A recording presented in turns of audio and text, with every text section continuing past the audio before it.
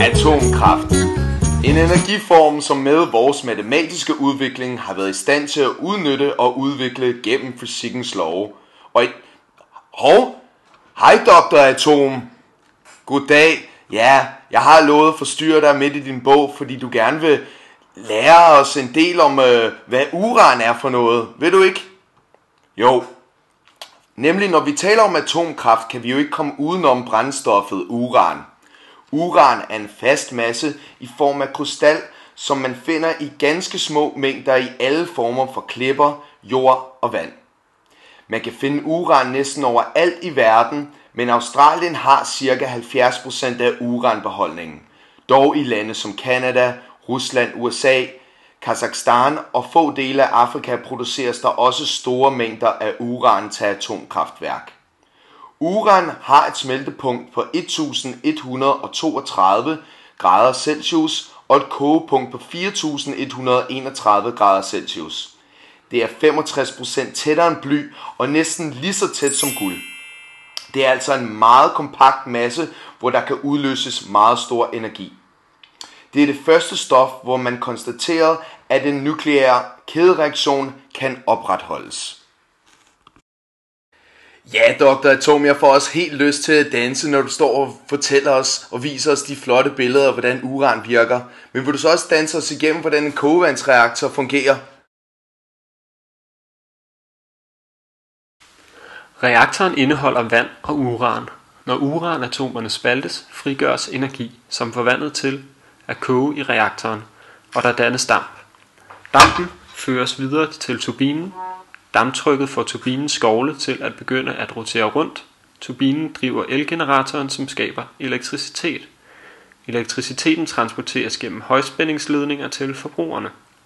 Når dampen har afleveret sin energi i turbinen, ledes den videre til kondensatoren, som består af mange små rør. Der pumpes havvand gennem rørene, og når dampen kommer i kontakt med ydersiden af rørene, køles den ned og kondenseres. Det vil sige, at den bliver til vand. Havvandet pumpes tilbage og er på det tidspunkt 10 grader varmere, end da det løb ind. Vandet fra kondensatoren pumpes tilbage ind i reaktoren og bliver derfor opvarmet igen og begynder et nyt kredsløb. Det vand, der er i reaktorsystemet, udgør et lukket kredsløb, og kølevandet fra havet kommer således aldrig i berøring med dampen fra reaktoren. Tusind tak for det, Dr. Atom. Kunne du så også lære os, hvordan fusionsprocesserne virker? Ved fusion vil man under ekstremt høje temperaturer og tryk få atomer til at smelte sammen. Man tager to brintkerner, der hedder deuterium og tritium, som ved fusion danner stoffet helium. Dette kan kun lade sig gøre, hvis man opvarmer stofferne til plasmatilstand, det vil sige 200 millioner grader Celsius. Denne proces frigiver store mængder energi. Man ser de samme fusionsprocesser i stjernerne og i solen. Denne proces producerer ikke højt radioaktivt affald og næsten ingen CO2. Hov, Dr. Atom. Jeg ved godt, det bliver lidt teknisk, men du kan da ikke bare sådan sove nu, når du skal fortælle os, hvad fission er for noget. Fission betyder spaltning og benyttes især om spaltning af tunge atomkerner som U235 og P239. Kernerne spaltes i 2 stykker. Fission, kernespaltning, er en proces, hvor en stor atomkerne spaltes til andre mindre atomkerner. Der er dog også andre tunge atomkerner, som kan spaltes. Selve fissionen sættes ofte i gang af en neutron. En neutron er en elektrisk neutral kernepartikel, der findes i atomkernen. Fission kan også ske spontant og kan findes i naturen, dog med mere ustabile kerner. Er der mange U235 eller PU239 kerner inden for et lille område, kan der opstå en kædereaktion, hvorved den kerneenergi, der findes bundet i makroskopiske mængder af uran, frigøres. En kædereaktion kan enten være kontrolleret eller ukontrolleret.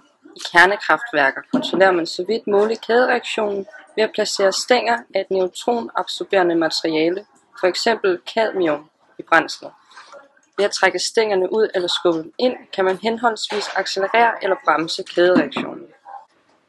I kernekraftværker nyttiggøres den termiske energi, som fritsættes ved at fissionsprocesserne til produktion af elektrisk energi. Dette gøres ved at splitte større kerner med lav bindingsenergi per nukleon til mellemstore kerner med høj bindingsværdi per nukleon. Kernens stabilitet afhænger af bindingsenergien per nukleon. Bindingsenergien per nukleon vokser i lette kerner med kernens nukleontal. Fra brint til natrium er nærmest kontakt i mellemstore kerner fra magnesium til xenon og aftager med kernens nukleontal i tungere grundstoffer, efterhånden som protonernes gensidige elektrostatiske frastødning overstiger den stærke kernekraft. Ved at splitte større kerner med lav bindingsenergi per nukleon til mellemstore kerner med høj bindingsenergi per nukleon, kan man altså vinde energi svarende til forskellen i bindingsenergien på den større kerne og de mindre datterkerner. Herved konverterer man en del af den store kernes masse til energi i form af varme og gammastråling. Man bygger altså på, at de neutroner, som frigives ved fission af en kerne, er i stand til at inducere fission af nye kerner, hvorved den primære forudsætning for en nuklear kædereaktion er opfyldt og derved vedvarende energi. Hold på hat og briller, Dr. Atom. Du skal jo stadig forklare os, hvad radioaktiv stråling går ud på. Radioaktiv stråling er og har været naturligt til stede på og omkring jorden siden dens skabelse. Både i form af radioaktive stoffer i jorden såsom radon og fra verdensrummet, hvor det kosmiske stråling rammer os. Radioaktive stoffer blev dog først opdaget for ca. 100 år tilbage, men vi har lært meget om fysikken siden. Radioaktiv stråling ved udslip af atomkraftværker bevæger sig i gas- og partikelform som en sky. Radioaktiviteten stammer fra brændselselementerne på kraftværket, der består af uran, som vi fik fortalt tidligere. Der er 3 former for strålinger, som vi vælger at tale om i dag. Alfastråling, betastråling og gammastråling. Alfastråling er heliumkerner, der med meget stor energi udsendes fra især tunge radioisotoper.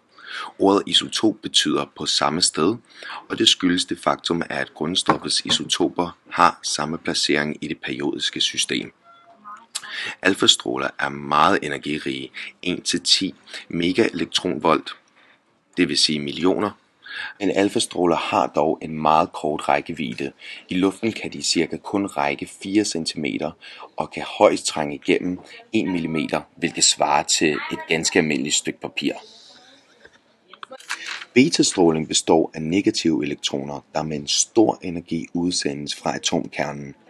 Herved omdannes en af kernernes neutroner til en proton.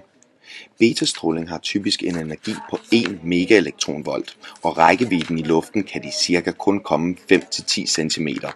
Igennem levende væv kan de kun række igennem 7-10 mm, hvilket svarer til et stykke almindeligt aluminium. Så langt så godt. Så håber jeg, I kan holde tungen lige i munden, så skal vi tale om gammastråling. Gammastråling er elektromagnetisk stråling med meget kort bølgelængde og dermed en tilsvarende rigtig stor energi. Gammastråler er enormt gennemtrængende. Energierne ved gammastråling er omkring også 1 megaelektronvolt, men rækker over en meget stort område. Det er oftest denne stråling, der er skyld i de største skader. 2 meter beton vil dog afskærme næsten 100% af gammastrålingen. Når vi taler om røntgenstråling, er det med samme natur som gammastråling, men typisk med en langt mindre energi eller længere bølgelængde, hvis man kan sige det sådan.